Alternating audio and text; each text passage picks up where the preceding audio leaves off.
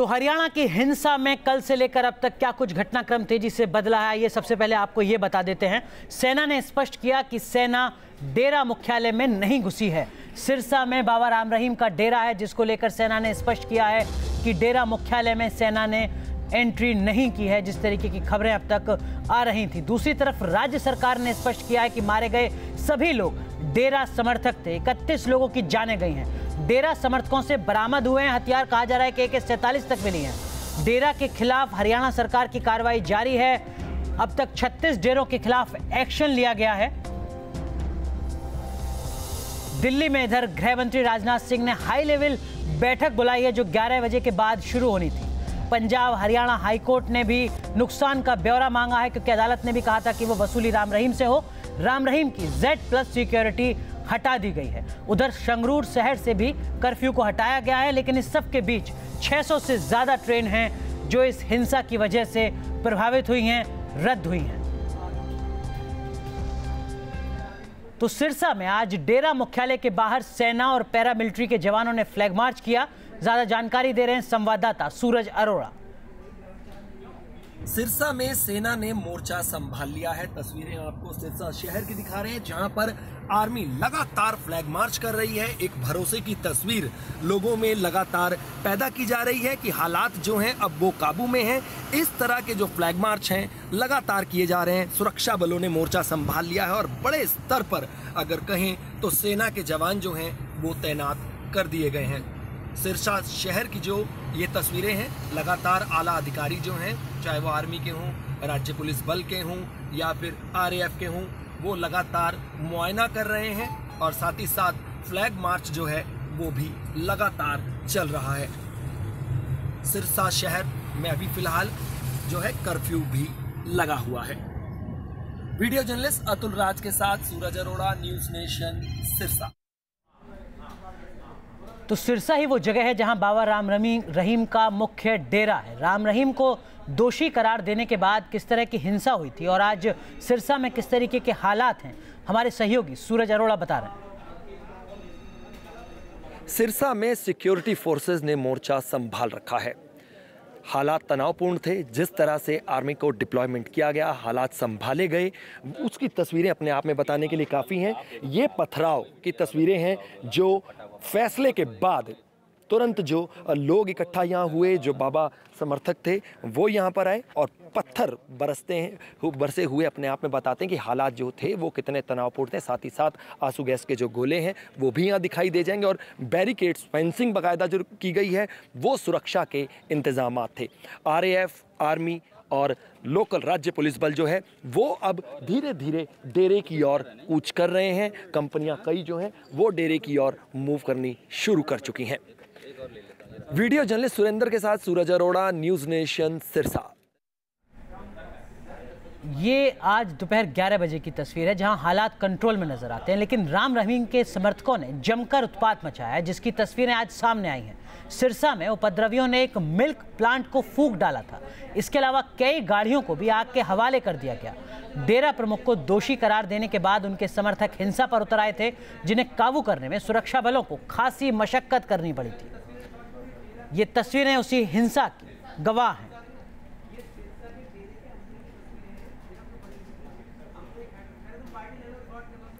कई गाड़ियों को आग लगा दी गई। सिरसा में कल दोपहर जैसे ही फैसला आया और बाबा राम रहीम को दोषी करार दिया गया।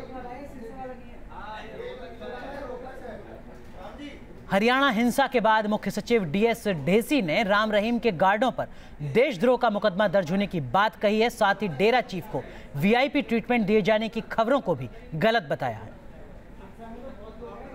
अभी पीछे कुछ मीडिया में खबर चल रही थी कि डेरा के अंदर आर्मी या पैरामिलिट्री घुसी, ऐसी कोई बात नहीं है। जो सिरसा डेरा के बाहर का जो क्षेत्र है, एरिया एडजॉइनिंग दी डेरा, केवल उसी को फिलहाल हमारा जो जिला प्रशासन है वो पैरामिलिट्री और आर्मी की सहायता से उसको सैनिटाइज और सिक्योर कर रहे हैं। सैनिटाइज और सिक्योर कर रहे हैं, लेकिन डेरे के अंदर ना तो अभी कोई गया है और ना ही अभी ऐसी कोई योजना विचाराधीन है। सिर्फ मैं एक ही बात कहना चाहूंगा कि शायद कुछ गलतफहमी पैदा हो गई है कि मिलिट्री डेरे के अंदर जाने वाली है, ऐसा नहीं है।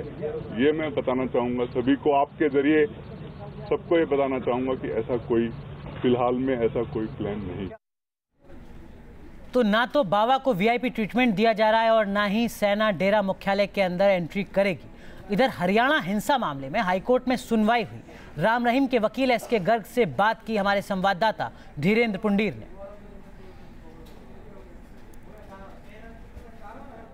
तो एक वाहन में से उनके समर्थकों में से के वाहन से एक AK-47 और एक माउजर बरामद किया गया और उसी तरह से एक दूसरे वाहन से 2 राइफल और 5 पिस्टल भी बरामद किए गए।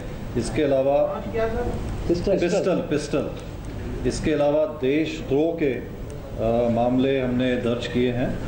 How many of them? Two cases of sedition. जो डेरा चीफ को एप्रीहेंड उनकी अरेस्ट करने के बाद उनको वीआईपी ट्रीटमेंट दिया जा रहा है, तो ऐसी कोई बात नहीं है। सरकार इसका खंडन करती है। पहला विषय यह है कि उनको हेलीकॉप्टर से क्यों ले जाया गया। तो I would like to clarify that it was purely on security considerations, क्योंकि उनको सुनारियाँ जो कि यहाँ से करीब 250 किलोमीटर की दूरी पे है रोहतक के विसिनिटी में, क्योंकि उनको वहाँ लेके जाना था और जो सिक्योरिटी हालात थे वो बाई रोड ले जाना बिल्कुल जनहित में नहीं था, तो उनको हेलीकॉप्टर से ले जाया गया।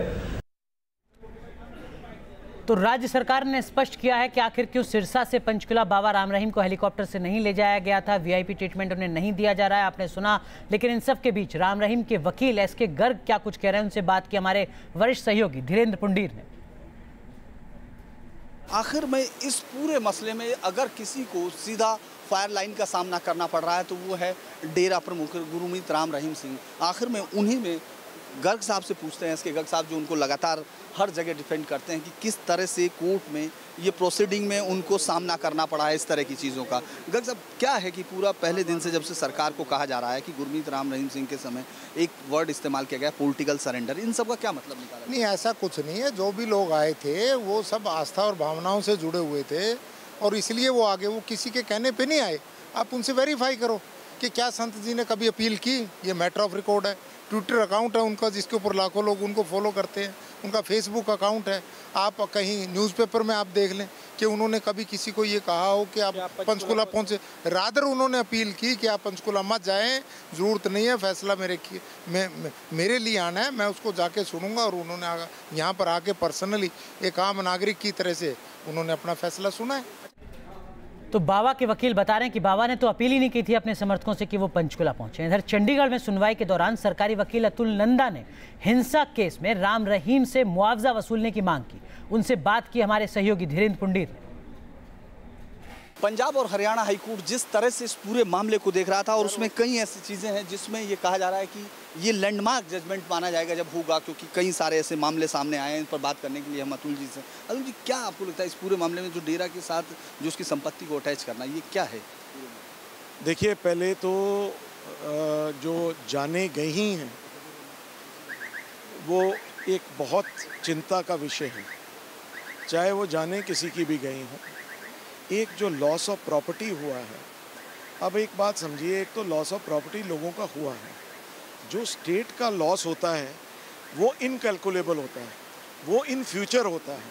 आज ये समझिए कि लॉ एंड ऑर्डर सिचुएशन इसके साथ जिस तरीके से हमारी इन्वेस्टमेंट को हर्ट होता है, जिस तरह हमारे बिजनेस को इफ़ेक्ट करता है, हमारी टैक्सेशन कलेक्शन को इफ़ेक्ट करता है, that is extremely difficult question to answer. किस तरह का ये एक लैंडमार्क जजमेंट है जो शायद आने वाले समय में इस तरह की रूलिंग्स ला सके कि जो इस तरह के डेरे हैं या इस तरह के लोग हैं जो पॉलिटिकल मोटिव के लिए या अपने फ़ायदे के लिए कॉमन आदमी को और जो समाज की संपत्ति है उसको इस तरह आग लगा सकते हैं, उन पर उनको दंडित किया जा सके। वीडियो जर्नलिस्ट सौमित्रों के साथ धीरेन्द्र पुंडीर, न्यूज़ नेशन, चंडीगढ़। बाबा राम रहीम के समर्थकों और डेरों पर अब सरकार ने शिकंजा कसना शुरू कर दिया है। अब तक 36 डेरों को सील किया जा चुका है। सिरसा से लेकर कुरुक्षेत्र तक डेरों के खिलाफ कार्रवाई की जा रही है। कुरुक्षेत्र में 7 डेरे सील कर दिए गए हैं, जहां 2500 लाठियां भी बरामद हुई हैं, जबकि अंबाला में 3 दर्जन घर सील किए गए हैं। इसके अलावा कई जगहों से पेट्रोल से भरी बोतलें भी जब्त की गई हैं। साथ ही रोहतक में भी डेरों पर एक्शन लिया गया है। ये 4 तस्वीरें आप देख रहे हैं अलग अलग कुरुक्षेत्र, रोहतक और मानसा की। 2500 से ज़्यादा लाठियां मिली हैं, बोतलों में पेट्रोल मिला है। हम अपने सहयोगियों के पास भी चलेंगे, लेकिन उससे पहले आपको सुनवाते हैं कि रोहतक के आईजी नवदीप सिंह क्या कुछ कह रहे हैं, साथ ही साथ डीजी जेल केपी सिंह का क्या कुछ कहना है इस पूरे मसले पर। हमने जो भी सुनारिया जेल की तरफ जाने वाली रोड हैं या डिस्ट्रिक्ट में आने वाली रोड्स हैं, उन सब पे नाके लगा रखे हैं। रात को हमारे पास पहले 5 कंपनीज पैरामिलिट्री की थी, 5 रात को और आ गई हैं। हमने डिस्ट्रिक्ट पुलिस को पूरा मोबिलाइज कर रखा है और करीबन 2000 पुलिसकर्मी रोहतक में इस समय ड्यूटी पे हैं। जगह जगह पे जो नाके हैं वहाँ पे चेकिंग की जा रही है। उसमें हम किसी भी डेरा प्रेमी को इधर से उधर जाने की परमिशन नहीं दे रहे हैं और गाड़ियों में कोई वेपन इस तरह की चीज लेके चले उसके बारे में भी चेकिंग की जा रही है। डेरा प्रमुख को डिस्ट्रिक्ट जेल सुनारिया में रखा गया है, रेस्ट हाउस में नहीं। डिस्ट्रिक्ट जेल सुनारिया में उनको एक सामान्य कैदी को जिस प्रकार की सुविधाएं दी जाती हैं वही सुविधाएं दी जा रही हैं। उनके लिए कोई अलग से कमरा नहीं है, उनके लिए उस कमरे में कोई एसी नहीं है, कोई बेड नहीं है, कोई अलग से आरओ सिस्टम उनको उपलब्ध नहीं कराया गया है, कोई उनको अटेंडेंट नहीं दिया गया है। जेल मैनुअल के अनुसार एक साधारण कैदी को जिस प्रकार की सुविधाएं दी जा रही हैं उसी प्रकार की सुविधाएं उनको दी जा रही है।